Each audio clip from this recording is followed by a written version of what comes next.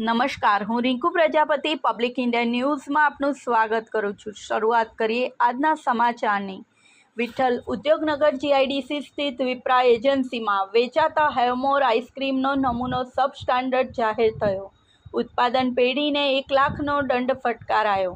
આણંદ ખોરાક અને ઔષધ નિયમન તંત્રના central food safety officer PS Solanki દ્વારા આણંદના વિઠ્ઠલ ઉદ્યોગનગર જીઆઈડીસીમાં પ્લોટ નંબર 129B પર આવેલ MS વિપ્રા એજન્સી ખાતે હાજર અલ્પેશભાઈ રવિન્દ્રભાઈ પટેલ નમૂનો આપનાર FBO પાસેથી સાક્ષીની રૂબરૂમાં Havmor currency cream and Osho nutty butterscotch આઈસ્ક્રીમની ખરીદી કરી જથ્થાના નમૂનાનો એક ભાગ એ food safety and standard act 2006ની જોગવાઈ હેઠળ પૃથ્થકરણ અર્થે ફૂડ એનાલિસ્ટ ભુજને નિયમોનુસાર તપાસણી અર્થે મોકલવામાં આવ્યો હતો, જે સબ સ્ટાન્ડર્ડ જાહેર થયેલ છે। આમ સબ સ્ટાન્ડર્ડ ખાદ્ય ચીજનું વેચાણ ને ઉત્પાદન કરાતું હોવાનું સ્પષ્ટપણે પુરવાર થતું હોય।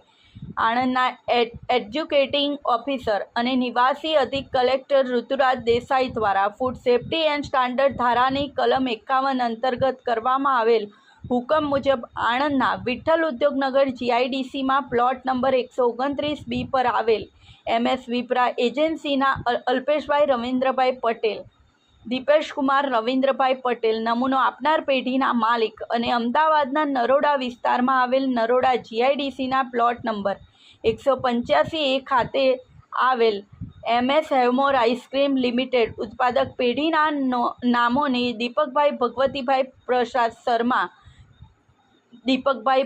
પ્રસાદ શર્મા એમ ત્રણેય જવાબદાર વ્યક્તિઓને વ્યક્તિગત રીતે ₹10,000 તથા ઉત્પાદક પેઢી MS હેવમોર આઈસ્ક્રીમ લિમિટેડને ₹1 લાખનો દંડ ફટકારવામાં આવ્યો છે।